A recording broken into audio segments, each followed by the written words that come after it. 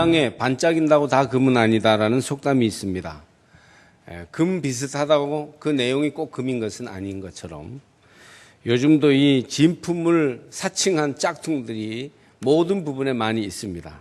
모조품이 판을 치는 그런 시대라고 볼 수 있겠어요. 서울의 큰 시장에서 짝퉁 물건을 몰래 팔다가 문제가 된 가게가 있다는 소식을 심심치 않게 듣곤 합니다. 모조품도 A급, B급, C급이 있어서 아주 다르게 취급된다고 하죠. A급 모조품은 거의 진품과 구별하기 힘들 정도여서 실제 사용하는 데에는 거의 불편함이 없다고 합니다. 그렇지만 아무리 쓰는데 좋고 비슷하다고 해도 진품과 모조품은 엄연히 구별되는 것이어서 가격도 엄청난 차이가 납니다. 만약 모조품 A급을 진품인 줄로 잘못 알고 꽤 비싼 값에 샀다 하면은 물론 진품보다는 값이 싸게 샀겠지만 엄청나게 억울해할 일인 것입니다. 그만큼 진품과 모조품은 상당한 질적 차이가 있습니다. 신앙이 독실하고 기도 많이 하는 어떤 장로님은 권사 때에 어느 날 새벽 기도를 마치고 교회에서 내려오다가 나는 진짜 그리스도인인가 하는 질문을 스스로에게 던져보았답니다. 그랬더니 아무래도 자기는 자기 구원과 편안함만을 추구하는 가짜 그리스도인이라는 생각이 들었다는군요. 정말 그리스도의 뜻대로 사는 참 그리스도인이 못 된다고 느꼈다는 것입니다.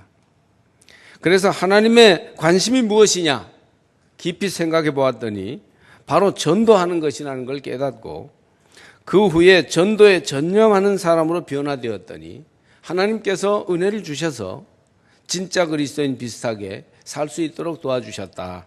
그런 얘기를 하는 것을 들었습니다. 그리스도인도 진짜 그리스도인과 그렇지 않은 짝퉁 그리스도인이 있는 것 같습니다. 교회 다니고 찬송과 기도를 한다고 다 진짜 그리스도인인 것은 아닙니다. 여러분은 진짜 그리스도인입니까? 가짜 그리스도인입니까? 누가 참 그리스도인입니까? 진짜 그리스도인이란 어떤 사람을 말하는 것입니까? 본문은 진짜 그리스도인의 모습을 우리에게 보여줍니다.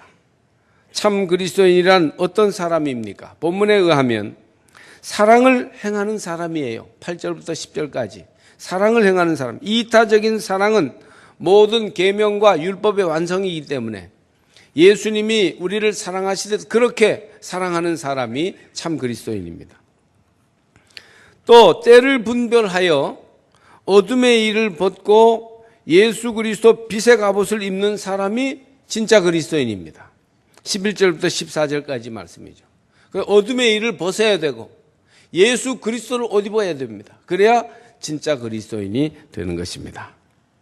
먼저 8절 말씀을 보니까 이렇게 적고 있습니다. 피차 사랑의 빛 외에는 아무에게든지 아무 빛도 지지 말라. 남을 사랑하는 자는 율법을 다 이루었느니라. 우리는 보통 진짜 그리스도인이란 예수 그리스도를 믿고 의롭다 함을 얻음으로 거듭난 사람이라고 알고 있습니다. 여러분 예수 믿고 구원 받으셨습니까? 예수 믿고 예수의 이름이 여러분을 죄에서 건지셔서 새로운 사람이 되도록 하신 것을 믿습니까? 구원받은 사람이라는 것이죠. 그렇습니다. 진정한 그리스도인은 예수 그리스도를 통하여 구원받은 사람입니다. 그런데 구원받은 그리스도인은 예수의 사랑을 체험하고 믿는 자이기 때문에 틀림없이 그리스도를 닮게 되고 그리스도의 뜻을 행하게 됩니다. 그리스도를 닮아 그리스도의 뜻을 행하게 될 때 틀림없이 나타나는 것이 남에게 사랑을 베푸는 것이에요. 따라서 그리스도처럼 남을 사랑하는 자라야 진짜 그리스도인입니다. 그리스도인의 사랑은 육체적인 정욕이나 감성적인 사랑과는 좀 다른 것이에요. 사람들에 대해서 따뜻하고 아늑한 감정을 느끼는 것은 누구든지 할 수 있는 일이죠. 사람을 사랑하고 사람을 그리워하는 이런 감정, 이것은 진짜 그리스도인들만 하는 것은 아니에요. 그런 사랑의 감정은 구원받지 못한 사람들도 가지고 있습니다. 구원받은 사람들로서 하나님의 사랑을 행동으로 느끼고 인격으로 나타낼 것을 바울은 요구하고 있는데 그것은 바로 예수님이 십자가에서 보여주신 아가페의 사랑이죠. 이타적인 사랑. 그 사람을 그 사람의 입장에서 용납하고 받아주고 사랑하는 사랑. 그런 사랑이 여러분 가운데 회복되시기를 축복합니다. 사랑 얘기를 하면서 좀 우스운 얘기를 한 가지 하고 넘어가겠어요. 너무 딱딱해진 것 같아서. 서로를 너무나도 사랑하는 연인이 있었어요. 둘은 여느 때와 마찬가지로 데이트를 즐기고 있었는데 갑자기 여자의 표정이 어두워졌습니다. 왜냐하면 방구가 나오려는 것이었어요. 여자는 너무 난처해졌어요. 곰곰이 생각하던 여자는 한 가지 방법을 생각해냈습니다. 그녀는 연인을 안으면서 사랑해! 라고 외치면서 순간적으로 방구를 끼기로 결심했습니다. 여자는 계획을 실행했어요. 사랑해! 뭐라고? 다시 한번 말해줘. 방구 소리 때문에 못 들었잖아. 본 말이 바뀌었다 그러죠. 이런 걸 가지고. 사랑이 무엇일까요? 사랑이라 이름하는 이기적인 욕망을 우리는 많이 만납니다. 우리가 사랑한다 하지만 사실은 자기 사랑인 거예요. 자기의 욕망에 따른 행동일 뿐이죠. 만약 그리스도인이라 하면서 자기만 아는 이기적인 삶을 산다면, 그래서 사랑한다 할 때에도 자기만 사랑하는 데 그친다면 그리스도를 닮은 진짜 그리스도인이 아닙니다. 본회포는 그리스도인을 정의하기를 being for others, 즉 타자를 위한 존재라고 하였어요. being for self, 자기를 위한 존재에서 being for others, 타자를 위한, 다른 사람을 위한 존재로 변화되는 것, 이게 그리스도인이에요. 흑인 민권운동가 마틴 루터 킹 목사는 이렇게 말한 적이 있어요. 누구나 위대한 사람이 될 수 있다. 누구나 남에게 필요한 존재가 될 수 있으니까. 대학에 가고 학위를 따야만 남에게 필요한 존재가 되는 건 아니다. 사랑할 줄 아는 가슴만 있으면 된다. 영혼은 사랑으로 성장하기 때문이다. 그러니까 남을 사랑하는 사람이야말로 위대한 사람이라는 거죠. 자기만 사랑하는 사람은 아무리 재능이 많고 아무리 이룬 게 많다 할지라도 사실 위대한 사람이라고 말할 수 없다는 겁니다. 사랑하는 사람이 위대한 사람이고 이타적인 사랑을 행할 수 있다면 그는 참 그리스도인입니다. 10절에 보면 사랑은 율법의 완성이니라. 간음하지 말라, 살인하지 말라, 도둑질하지 말라, 탐내지 말라 한 것과 그 외에 다른 계명이 있을지라도 내 이웃을 내 자신과 같이 사랑하라 하신 그 말씀 가운데 다 들었느니라. 의사 장제국 선생은 이렇게 말했습니다. 율법은 내가 하기 싫은 것을 남에게 하지 않는 것이고 사랑은 내가 좋은 것을 남에게 해주는 것이다. 율법은 내가 싫은 걸 안 하는 거고 사랑은 내가 좋아하는 것을 남에게 해주는 것이니까 사랑이 훨씬 더 적극적이고 모든 것을 담은 것이에요. 그러니 여러분 말로 자기를 드러내고 선전하고자 애쓰지 말고 묵묵히 그리스도처럼 사랑하시기를 바랍니다. 묵묵히 남을 그 사람의 입장에서 이타적으로 사랑하면 진짜 그리스도의 모습과 향기가 나타날 것이에요. 교회를 많이 다니고 성경을 따로 외운다고 그리스도인인 것이 아니고 남을 사랑할 때 그리스도인이 될 것입니다. 진짜 그리스도인의 또 하나의 모습은 영적인 시기를 분별하는 지혜입니다. 또한 너희가 이 시기를 알거니와 자다가 깰 때가 벌써 되었으니 이는 이제 우리의 구원이 처음 믿을 때보다 가까웠습니다. 밤이 깊고 낮이 가까웠으니. 오늘 몇 월 며칠이죠? 9월 13일입니다. 이렇게 몇 년, 몇 월, 며칠 혹은 뭐 한 달, 두 달 이렇게 숫자로 환산할 수 있는 그런 시간이 아니라 지금은 깰 때다. 지금은 밥 먹을 때다. 지금은 일할 때다. 지금은 마음을 새로 잡고 출발할 때다. 와 같은 그런 시간. 그런 때를 아는 지혜가 그리스도인들에는 있다는 거예요. 특별히 영적인 차원에서 그 때를 분별할 줄 아는 지혜가 그리스도인에게는 있습니다. 지금은 어떤 때입니까? 자다가 깰 때입니다. 여러분의 인생에서 자다가 깰 때가 되었습니다. 그런데 아직도 한밤으로만 생각하고 낮이 가까웠다는 것을 모르고 있으니 자고 깨지를 못합니다.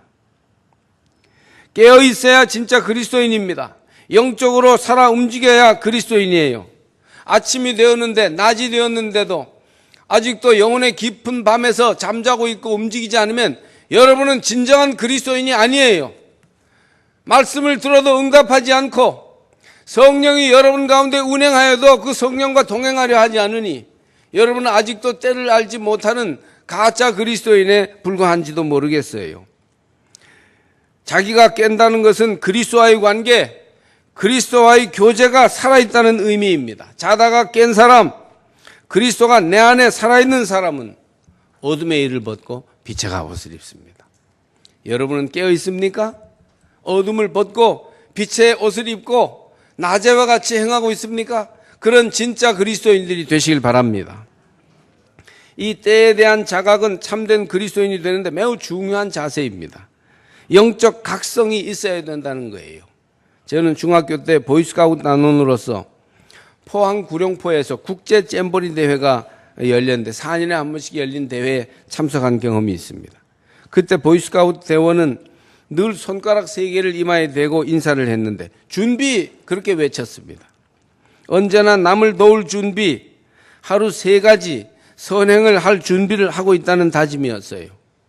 보이스카우트가 이렇거든. 하물며 진짜 그리스도인이 영적으로 깨어있어 준비된 사람들이 되어야 하지 않겠습니까? 영적으로 잠들어 있는 사람들, 하나님 앞에서 말씀 앞에서 성령 앞에서 깨어있지 못한 그리스도인은 진짜 그리스도인이 아닙니다. 하나님의 기상나팔이 울렸는데도 응답하지 않고 하나님의 일하는 요구가 교회를 통하여 선포되는데도 선포하지 않고 바른 예배자로 올바로 예배드리라는데도 딴 데 가서 놀고 있는 사람들은 벌써 이미 영혼의 잠이 깊이 들었기 때문에 진짜 그리스도인이 아닌 것입니다. 때를 분별하는 진짜 그리스도인은 어둠의 일을 벗고 빛의 갑옷을 입습니다. 여러분 먼저 어둠의 일을 벗어야 진짜 그리스도인이에요. 영적으로 깨어서 그리스도와 교제하는 가운데 날마다 그리스도가 내 안에, 내가 그리스도 안에 있는 생생한 그리스도인의 삶을 사는 가운데 어둠의 일을 벗어야, 그래야 진짜 그리스도인입니다. 바울은 낮에와 같이 단정히 행하라면서 2개씩 짝을 이룬 3쌍의 어둠의 일을 여기서 지적하고 있습니다. 첫째는 방탕하거나 술 취하지 말며. 여기서 방탕이란 무절제하게 먹고 마시는 생활이나 또는 돈을 함부로 쓰며 먹고 마시는데 치우치는 그런 방탕과 술 취함의 모습을 가리킵니다. 술 문제에 대해서 굉장히 민감하고 궁금해하는 사람들이 많습니다.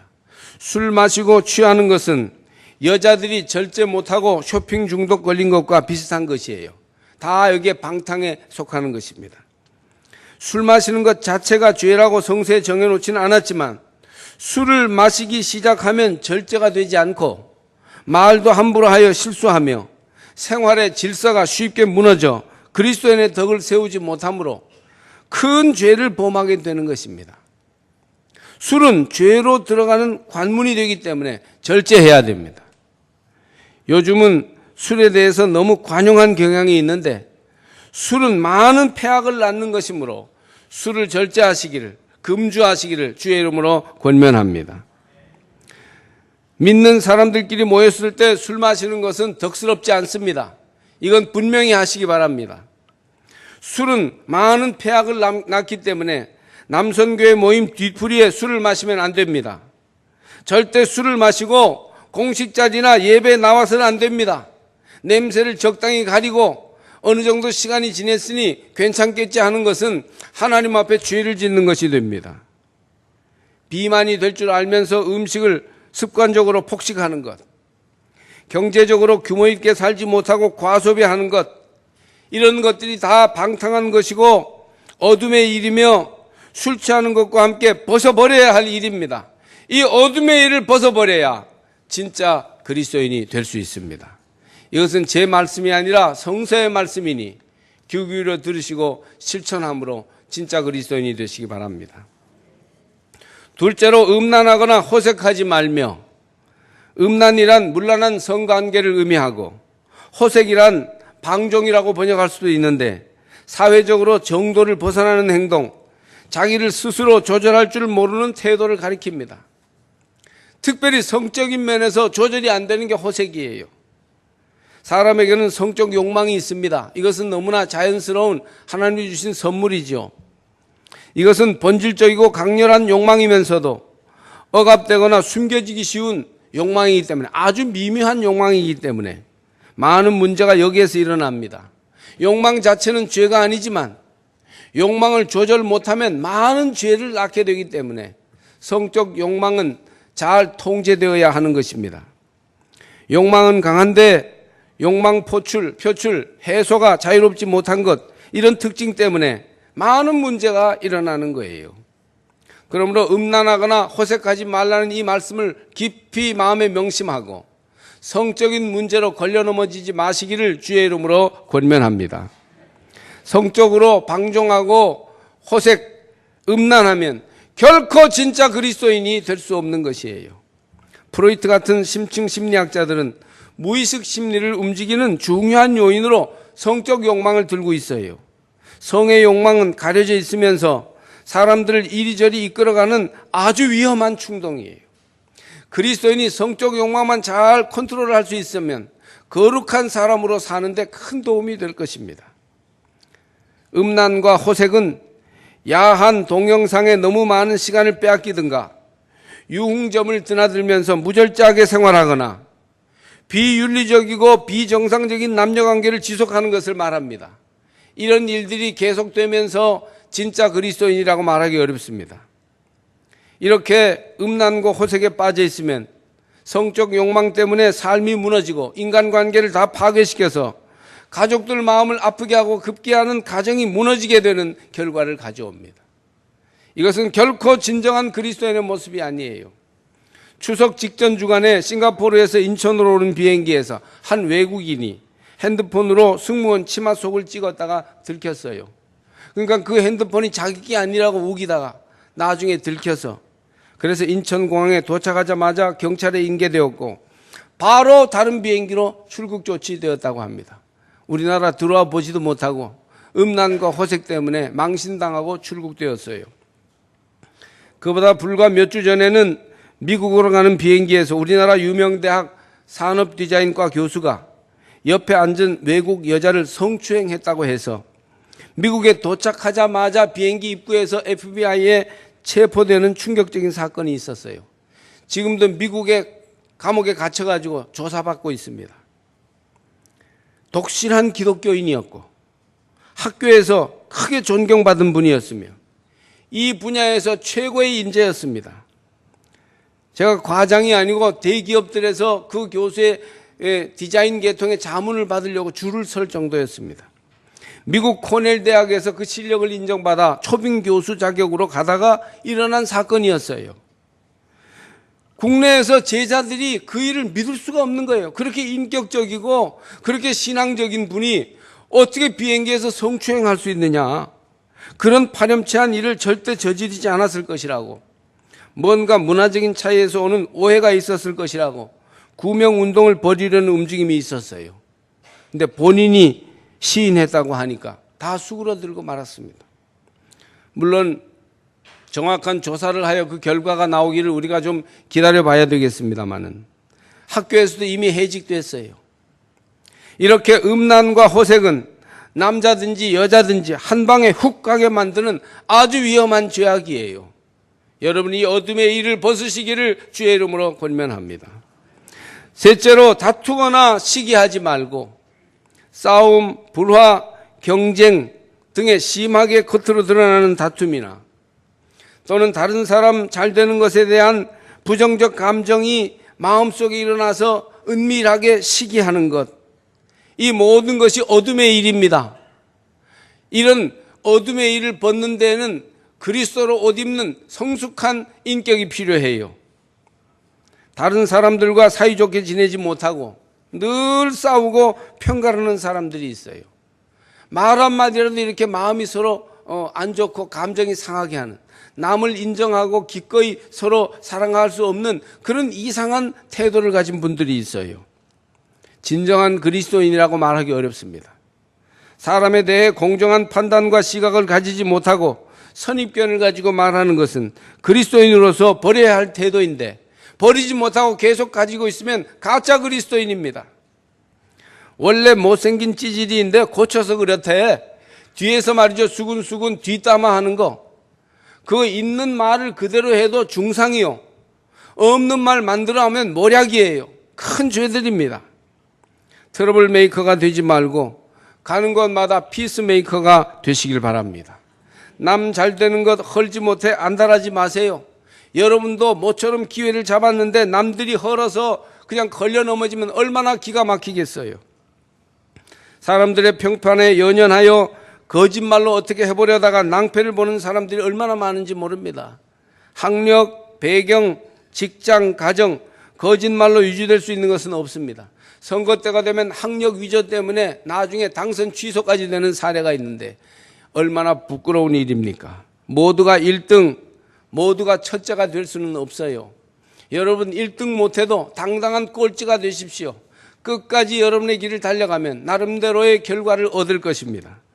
첫째는 아니라도 옆에서 잘 돕는 둘째, 셋째가 되는 것도 참 귀하지 않습니까? 우리 사회에는요, 훌륭한 둘째, 당당한 꼴찌가 필요하다고요. 그런 점에서 남 시기하지 말고 여러분 앞에 놓여있는 길을 성실하게 당당하게 걸어가시기를 바랍니다. 이와 같은 어둠의 일을 다 벗어버리시기를 예수 이름으로 권면합니다. 오늘날 사람들이 얼마나 어둠에 쌓여 있는지, 믿는 이들까지도 구원받았다 하면서도 이 어둠의 일을 벗지 못하니 진짜 그리스도인이 아닌 것입니다. 이 어둠의 현실을 자각하며 아파해야 돼요. 어둠의 일을 벗어버리려면 어떻게 해야 되겠습니까? 지금도 이 어둠을 벗어버리지 못해 많은 이들이 애쓰지 않습니까? 이번에는 내가 꼭 금주하겠다. 이번에는 내 이 못된 습관을 없애버리겠다. 중독 현상을 내가 떨쳐버리겠다. 그러면서도 또다시 얽매이는 것이에요. 왜 그렇게 됩니까? 이러한 악한 행실과 부끄러운 모습을 벗어날 수 있는 유일한 출구는 예수 그리스도이십니다. 우리 영혼까지 고치셔서 우리를 본질에서 거듭날 수 있게 하시는 분은 예수님입니다. 그러므로 빛이 오면 어둠이 물러가니 예수 그리스도와의 살아있는 교제가 깨어나면 영적으로 아침이 되어 밤이 지나갈 줄 믿습니다. 어둠을 벗어버리기 위해 예수 그리스도 빛의 갑옷을 입으시기를 바랍니다. 여러분이 왜 교회에 와서 말씀을 듣고 예배를 드립니까? 예수 그리스도로 옷 입기 위해서입니다. 주의 이름으로 권면하니 예수 그리스도로 어둠의 일을 벗고 옷을 입으시기를 바랍니다. 주님의 말씀에 귀 기울여 말씀을 들으시고 주님이 주시는 위로와 기쁨을 느끼고 주님이 주시는 생수로 생기 있어지며 주님이 내게 주시는 영적인 무기로 무장하여 힘있게 일어서시기를 바랍니다. 깨어있으면 일어날 수 있습니다. 깨어있으면 악한 일을 벗고 빛으로 옷을 입게 될 것입니다. 오직 주 예수 그리스도로 옷 입고 정욕을 위하여 육신의 일을 도모하지 말라. 14절 말씀이에요. 이게 그리스도인이죠. 주 예수 그리스도로 옷 입어야 진짜 그리스도인이 되는 거예요. 그런데 주 예수 그리스도를 옷 입으려면 어둠의 더러운 일을 벗어야 돼요.